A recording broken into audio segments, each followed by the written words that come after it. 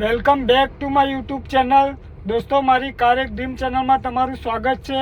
તો આજે હું તમને શીખવાડીશ કે આપણે લાઈવ ડ્રાઇવિંગ કેવી રીતે કરવાનું હોય અને આપણે શું શું વસ્તુનું ધ્યાન રાખવાનું હોય. પણ દોસ્તો, એ પહેલાં જો તમને ગાડીનું બિલકુલ ઝીરો નોલેજ હોય તો મારો આ એક વિડીયો તમને સ્ક્રીન ઉપર 11 મિનિટનો દેખાતો હશે, એ તમે જોઈ લેજો. એટલે તમને ગાડીનું બેઝિક પૂરેપૂરું નોલેજ તમને મળી રહેશે. તો ચલો દોસ્તો, આપણે વિડીયોને સ્ટાર્ટ કરીએ. દોસ્તો, ગાડી આપણે સ્ટાર્ટ કરીએ એ પહેલાં આપણે ઓલવેઝ હંમેશા 5 વસ્તુ ચેક કરીને બેસવાનું. તો પહેલાં તો તમારે ચેક કરી લેવાનું છે, મોસ્ટ ઇમ્પોર્ટન્ટ વસ્તુ છે આ 5 વસ્તુ. તો પહેલું છે દોસ્તો સીટ. તો સીટના નીચે અહીંયા સળિયો છે, એ ઉપર કરી આપણે સીટ એડજસ્ટ કરી લેવાની કે આપણો આખો ક્લચ પ્રેસ થાય છે કે નહીં એ ચેક કરી લેવાનું. બીજું દોસ્તો, આપણે સીટ બેલ્ટ બાંધી લેવાનું, ક્યારેય ભૂલવાનું નહીં, એનાથી આપણી સેફટી રહેશે દોસ્તો. પછી ત્રીજું છે પગમાં ક્લચ બ્રેક દબાવી આપણે હેન્ડ બ્રેક ડાઉન કરી લેવાની ગાડી ચલાવતા હોય ત્યારે. ઓકે. પછી ચોથું છે આપણે ગાડી ન્યુટ્રલ ચેક કરી લેવાનું. જ્યારે બી આપણે ગાડી સ્ટાર્ટ કરીએ એની પહેલાં ન્યુટ્રલ કન્ફર્મ ચેક કરી લેવાનું. પછી સેન્ટર મિરર અને બંને સાઈડ મિરર. આટલું 5 વસ્તુ દોસ્તો જ્યારે બી આપણે ગાડી સ્ટાર્ટ કરીએ એ પહેલાં આપણે ચેક કરવાનું, કોઈ દિવસ ભૂલવાનું નહીં, એટલે આપણે ગાડી ચલાવવામાં કાંઈ પ્રોબ્લેમ ના આવે.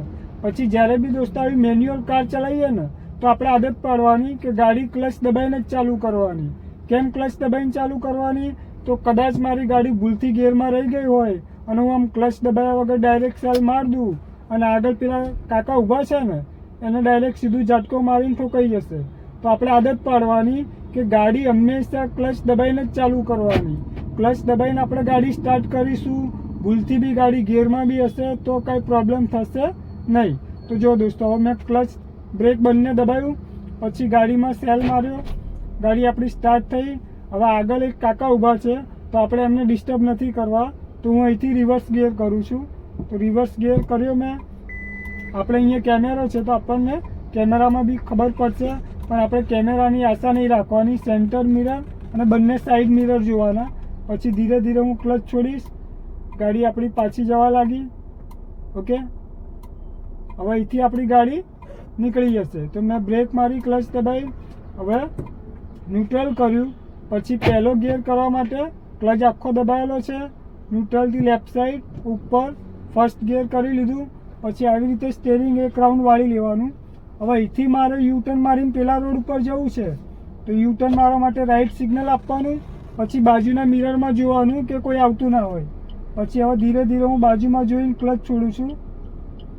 પછી જેવી ગાડી ક્રોસ થાય ને એટલે પછી આપણે આવી રીતે જોવું પડે કે કોઈ આવતું ના હોય અને આગળ જોઈ લેવાનું. કોઈ આવતું હોય તો થોડું વેઇટ કરી લેવાનું. પછી ધીરે ધીરે હું ક્લચ છોડું છું જગ્યા મળે. જો આપણી ગાડી ટર્ન થઈ રહી છે દોસ્તો, પછી જેવું ટર્ન પતે એટલે પાછું ફટાફટ જેટલું સ્ટેરિંગ વાળ્યું હોય એટલું આપણે સીધું કરવાનું. હવે દોસ્તો, ફર્સ્ટ ગિયરનું કામ શું હોય તો ખાલી ગાડીને પિકઅપ આપીને થોડું આગળ લઈ જવું. પછી થોડી આગળ ચાલે એટલે પાછું આપણે ક્લચ દબાવવાનો, ત્યારે એક્સિલેટર નહીં આપવાનું. પછી સેકન્ડ ગિયર કરી લીધો. પછી સેકન્ડમાં નોર્મલી ધીમે રહીને ક્લચ આપણે છોડી દેવાનું. અહીંથી રાઈટ ટર્ન છે તો રાઈટ સિગ્નલ આપ્યું મેં. ટર્ન લેતી પહેલાં દોસ્તો હોર્ન મારવાનો, આજુબાજુ જોઈ લેવાનું. પછી આવી રીતે શાંતિથી જગ્યા મળે એમ વાળવાનું આજુબાજુ જોઈને. પછી ટર્ન હોય ત્યાં સુધી પકડી રાખવાનું, ટર્ન પતે એટલે સીધું કરી લેવાનું. તો દોસ્તો, આવી રીતે આપણે હાલ સેકન્ડ ગિયરમાં ચલાવી રહ્યા છીએ.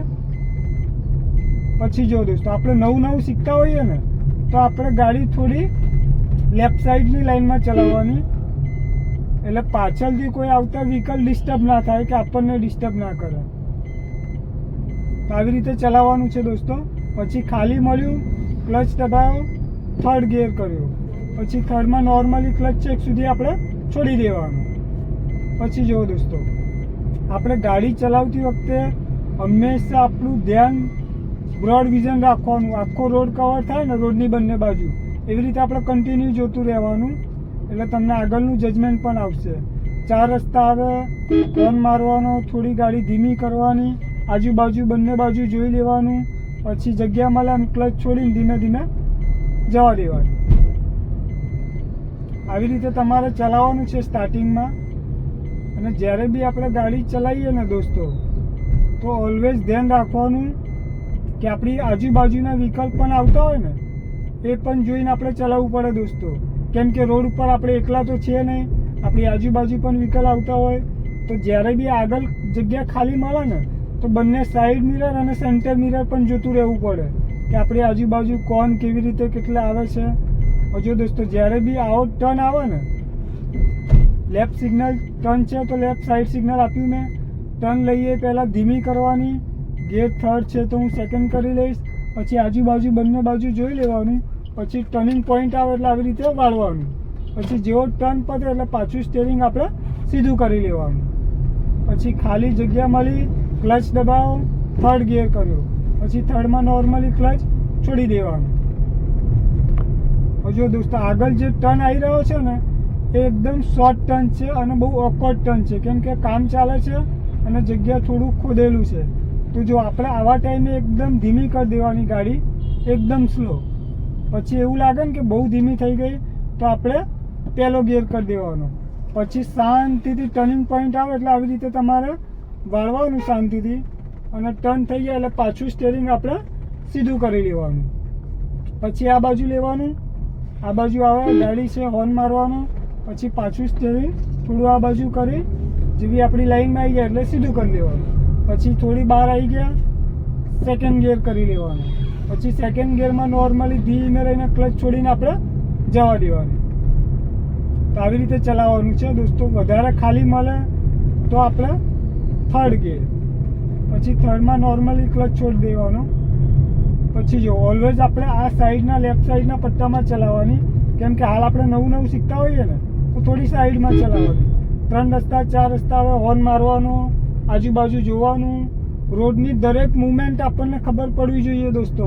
કોણ કેટલા આવે છે કેટલા જાય છે બધું જ આપણે ધ્યાન રાખવું પડે અને સમજવું પડે.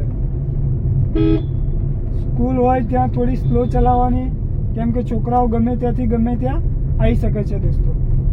તો આવી રીતે તમારે સ્ટાર્ટિંગમાં ચલાવવાનું છે.